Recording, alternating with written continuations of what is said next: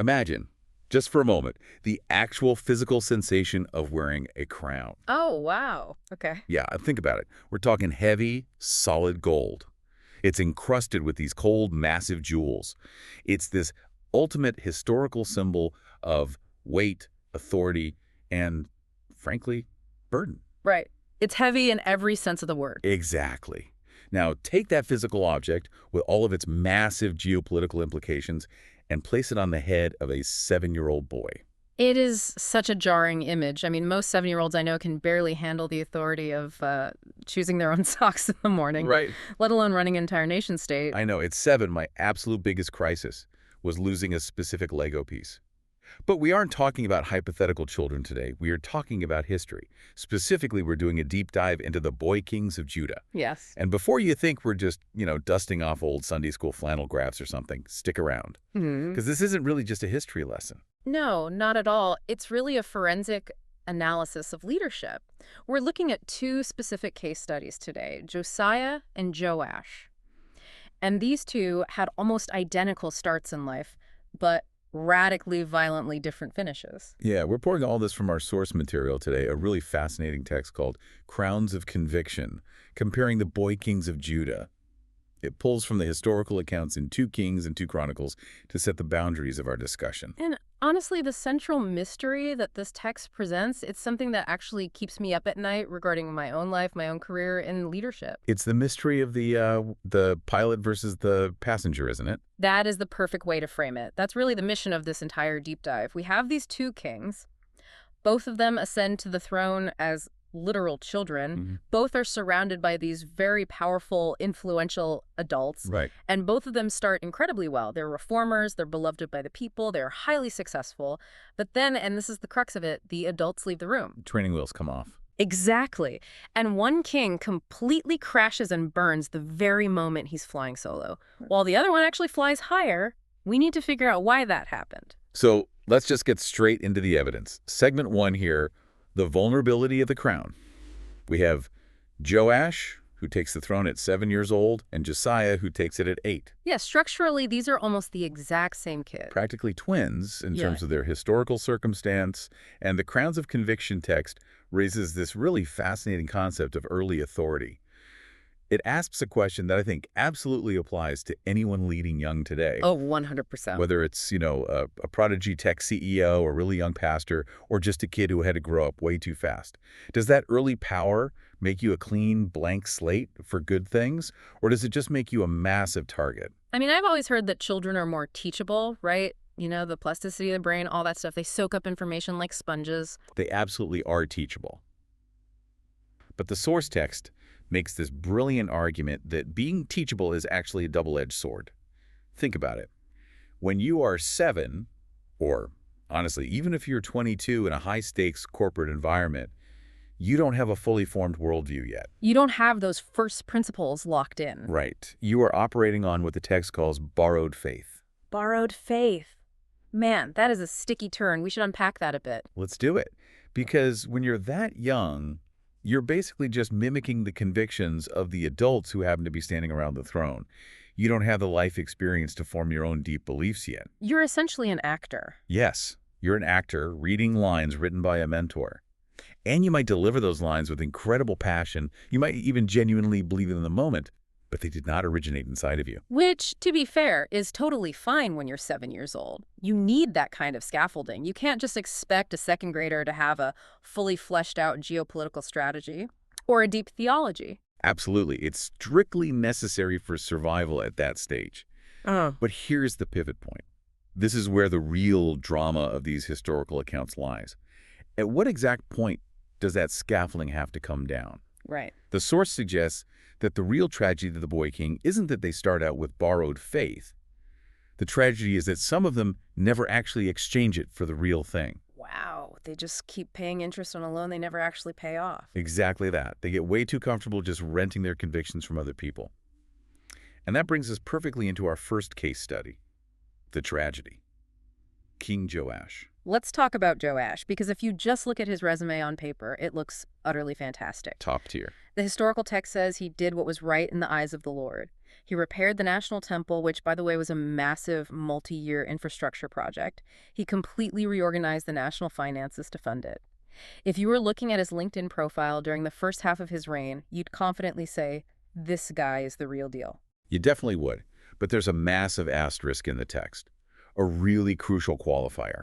It explicitly says he did right all the days of Jehoiada the priest. Okay, so we really need to introduce this character to the listener, Jehoiada. He's not just some casual political advisor, right? He's not a guy just popping in for weekly one-on-one meeting. No, Jehoiada is a titan in this story.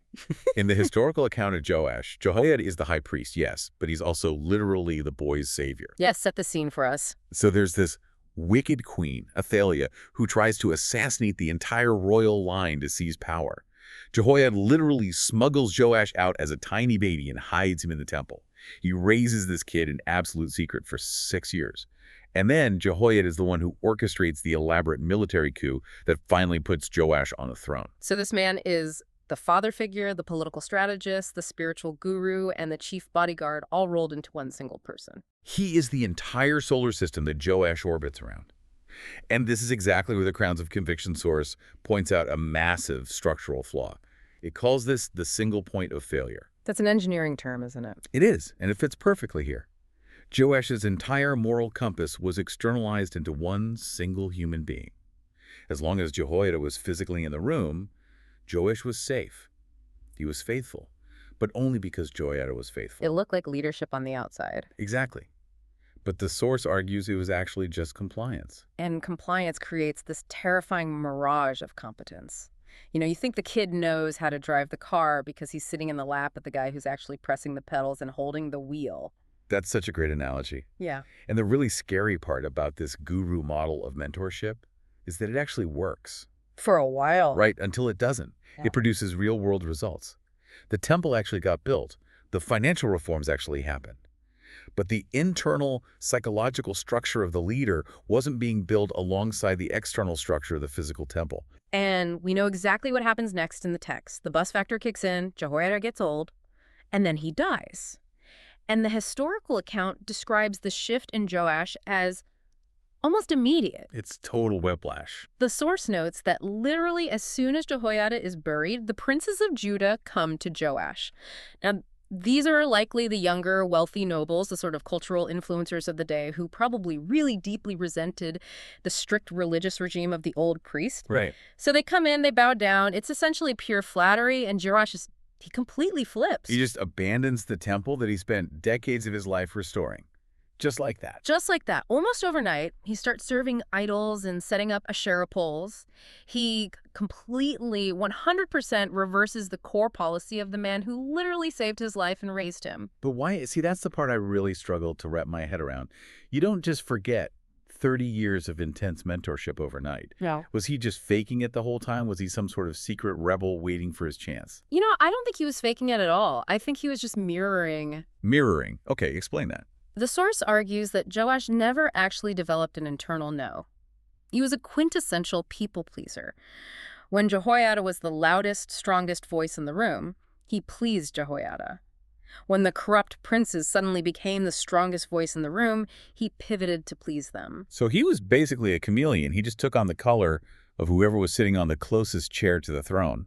Precisely. He lacked differentiation of self, if we want to use a modern psychology term. He genuinely couldn't distinguish where Jehoiada ended and where he himself began. So when Jehoiada was physically gone, he just organically merged with the next available strong personality. And from there, the story just gets incredibly dark. Yeah, because this isn't just a political policy pivot. It gets violently bloody. God actually sends prophets to correct him, to say, hey, do you remember who you are? Do you remember the temple you built? And Joash doesn't just politely ignore them or exile them. This is the part of the story that always turns my stomach. He has them killed. He kills Zechariah, who was Jehoiada's own son. Exactly. His cousin, effectively. His foster brother. The son of the very man who saved his life from assassins and gave him the crown. Joash has Zechariah stoned to death right in the courtyard of the temple. The very same temple Joash had spent his youth restoring. Yes. That is just a complete, catastrophic moral collapse. It goes from star pupil to murderous tyrants in the blink of an eye. It honestly feels like a dark Shakespearean tragedy. It really does. And the deep analysis here is that this wasn't some sudden, inexplicable change of heart. This was simply the revealing of a heart that never actually had its own structural integrity.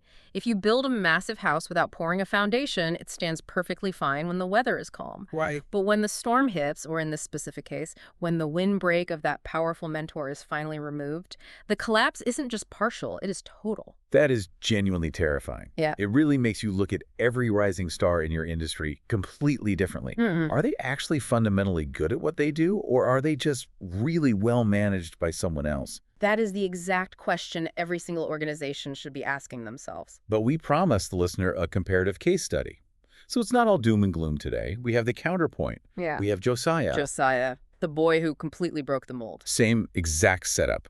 Kid king, 8 years old this time instead of 7.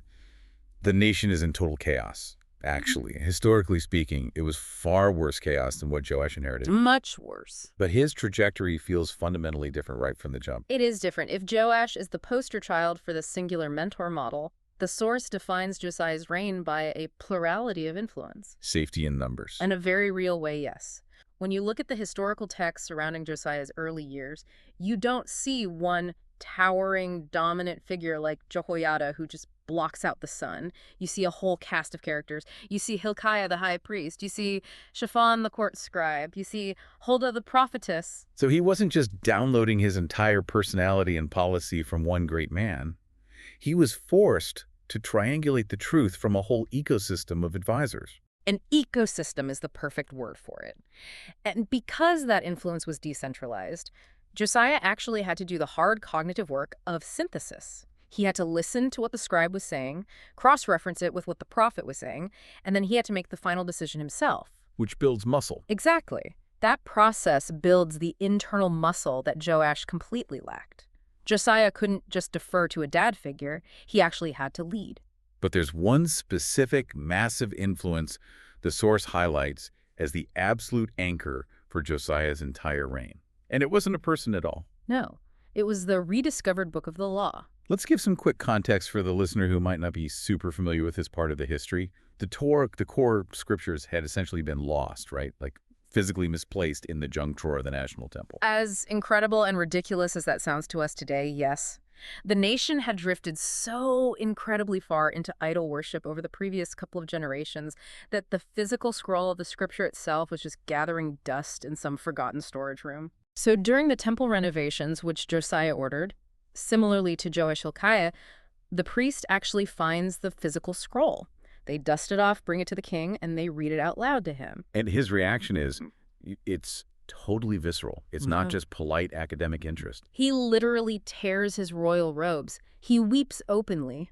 This right here is the moment of massive divergence between our two case studies. Joash had a priest verbally telling him what to do. Josiah had the text itself. He engaged directly with the raw source material. That seems like a really massive distinction. One is totally mediated by another human, and the other is direct access. It's the difference between someone telling you, hey, fire's hot, and you actually reaching out and feeling the heat on your own skin. When Josiah heard the law read aloud, he realized, personally and immediately, how far off track they were as a nation. He didn't need a mentor to tap him on the shoulder and tell him to repent.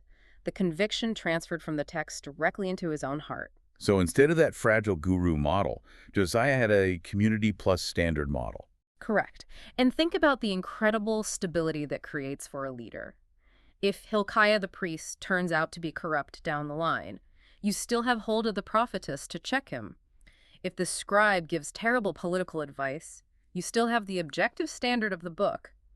By having multiple reinforcing voices that are all anchored in an objective external standard, Josiah was entirely protected from that single point of failure that doomed Joash. It's like diversifying your financial investment portfolio, but for your actual soul. You aren't putting all your spiritual or leadership equity into one fallible human being. I may actually steal that analogy. That's very good. Yes, it's entirely about structural resilience. Okay, so we have the clear external differences here. One single mentor versus a diverse community. But the Grounds of Conviction source suggests we need to go deeper than just who happened to be standing in the throne room. We need to talk about the internal stuff, the actual psychology of these two boys. Right. The source lists these additional contributing factors, and specifically it spends a lot of time talking about heart posture. Tenderness versus pride. I think that's the exact phrase used in the text. It is. Josiah is explicitly described as having a tender heart. When he heard the severe warnings in the book of the law, he didn't get defensive. He didn't make excuses. He actively humbled himself.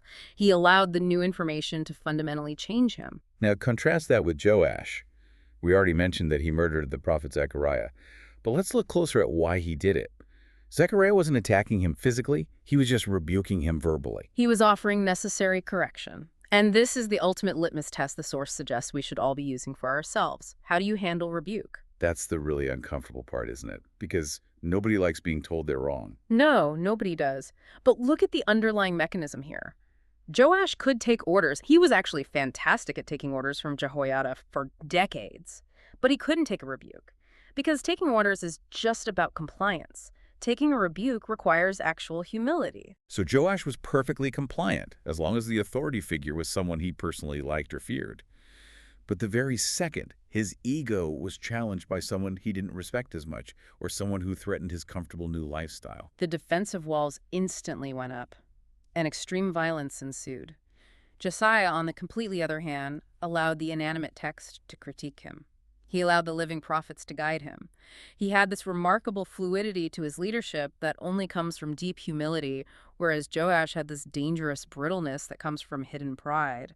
I want to read this specific list from the source text because I think it synthesizes this whole debate perfectly. They call it the fundamental difference. There are 3 key points here.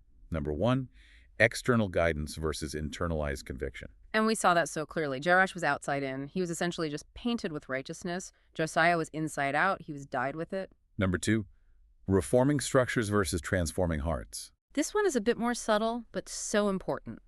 Both of these kings renovated the physical temple. Visually, from the outside, they did the exact same work. But Josiah's reform pierced the actual heart of the nation and his own heart in a way Joash's never did. Joash was just a really good project manager. Josiah was a true revivalist. Joash fixed the building. Josiah fixed the relationship. That's a great way to put it. And the last one here, which I really think is the final verdict. Stability under authority versus faithfulness without it. That's the ultimate epitaph for these two. Joash had stability under authority. As long as the lid was screwed tightly on the jar, everything inside was safely contained. But Josiah had faithfulness without that direct, over-the-shoulder supervision. He achieved true autonomy of faith. He didn't need a babysitter to be a good king.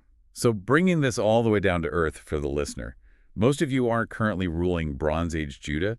You're working in modern offices, you're raising families, you're volunteering in your communities. Why does this ancient history matter to you right now? It matters deeply because we are currently living through a massive modern crisis of leadership and discipleship. We see the Joash effect literally everywhere we look. The cult of personality. Exactly. In the corporate startup world, in professional sports, in massive churches, we see these young people who rise incredibly quickly because they attach themselves like barnacles to a highly charismatic leader, a visionary boss, a famous pastor, a senior partner. They perfectly mimic that person's leadership style. They use all their specific buzzwords. They even dress like them. Right, they adopt their exact mannerisms, and everyone else stands around applauding, saying, wow, look at this amazing protege. They're really gone places. But are they? Or are they just a satellite reflecting someone else's sunlight? The Joash warning is this. If you are building your entire identity and career on someone else's foundation, you are a sinkhole just waiting to happen. You see this all the time when a dynamic founder leaves a startup and the hand-picked successor who looked so incredibly promising for years immediately flails and crashes the company. They knew all the right moves, but they didn't actually know the music. That's heavy. So let's get highly practical before we go. If I'm a young leader or a parent trying to raise resilient kids or just someone trying to grow professionally, how do I actually ensure I'm building a Josiah foundation? How do I actively prevent this kind of mentor dependency? The source material offers 3 very clear safeguards. First, diversify your influences immediately. Break out of the echo chamber. Yes. If you only listen to one single business podcast, one author, one specific mentor at work, you are highly vulnerable. You need a counsel. You need that plurality of voices we saw with Josiah. You actively need people in your life who disagree with each other so that you are forced to do the hard work of figuring out what you actually believe. Do not let one single person hold all the keys to your entire worldview. That's fantastic advice. What's the second safeguard? Direct engagement with the source material. Read the book. In the biblical context of Josiah, yes, read the text yourself. Don't just listen to the sermon or the podcast talking about the Bible. Read the actual Bible. But in a professional or corporate context, it means deeply understanding the first principles of your industry, not just blindly copying your boss's strategy. You have to know the why behind the strategy, not just the what. It's the difference between just memorizing the final answers for a math test and actually learning the core physics behind the equation. Precisely. Because if you know the physics, you can adapt and solve entirely new problems when they arise. If you only memorize the answers, you are completely lost the second the market changes the questions. That makes total sense. And finally, what's the third safeguard? Finally, and honestly, this is the hardest one for most of us. Check your immediate response to rebuke. This is your internal psychological alarm system. When your comfortable safety net is gone and a peer challenges your work or your character, does your ego instantly flare up? Do you get defensive and lash out? Or do you have the tenderness to actually pause and listen? Because that visceral reaction is the ultimate litmus test for whether your conviction is real or just borrowed. It absolutely is. Ah. If you cannot handle correction without melting down, you are highly likely operating on borrowed authority. You're just protecting a very fragile, rented construct. True, internalized conviction can easily withstand heavy scrutiny because it's deeply rooted in truth, not just in someone else's personality. It's so interesting, isn't it? In our modern culture, we absolutely obsess over the start. We love the 30 under 30 lists. We love the young prodigy. We are obsessed with the boy king narrative. Oh, we completely fetishize the launch. We just love raw potential. But this deep dive really reminds us that the start is actually the easiest part. Borrowed faith can easily get you off the launch pad. It can carry you right through your 20s. It can definitely get you that first big promotion. But it cannot keep you in orbit. No, it can't. The finish is the only thing that actually matters. Joash started incredibly well and ended in total disaster, a horrific legacy of murder, betrayal, and idolatry. Josiah started well and ended as one of the greatest, most celebrated reformers in human history. The difference wasn't their raw talent. It wasn't their access to opportunity. It wasn't even the relative difficulty of their political circumstances. It was entirely the source of their conviction. One of them relied on a person. The other relied on a community and an objective truth. And that made absolutely all the difference in the world. One was just a mirror, temporarily reflecting the light of others. The other actually became a flame himself. Well, this has been quite a journey today. We've gone from ancient royal courts to the literal structural engineering of the human soul. It's always so surprising to me how relevant these ancient texts remain to our modern lives. The human condition really doesn't change much at all, does it?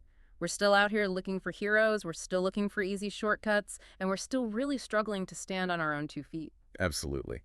So as we wrap up this deep dive into crowns of conviction, we really want to leave you with a challenge. We always like to end with a question that might, slightly ruin your dinner conversation, but in a really good, productive way. Based on everything we've explored today, the hidden danger of the single mentor, the incredible power of internalized conviction here, is the question we want you to carry with you today. We talked a lot about the profound difference between Joash just mirroring Jehoiada and Josiah truly owning the law for himself. So I want you to take a really hard, honest look at your own strongest beliefs or your current leadership style at work. And ask yourself, are your current convictions actually yours? Or are you simply mirroring the strongest voice currently in the room? If that specific voice went completely silent tomorrow, would you still be you? Something serious to chew on. Thanks for diving deep with us today. We'll see you in the next deep dive.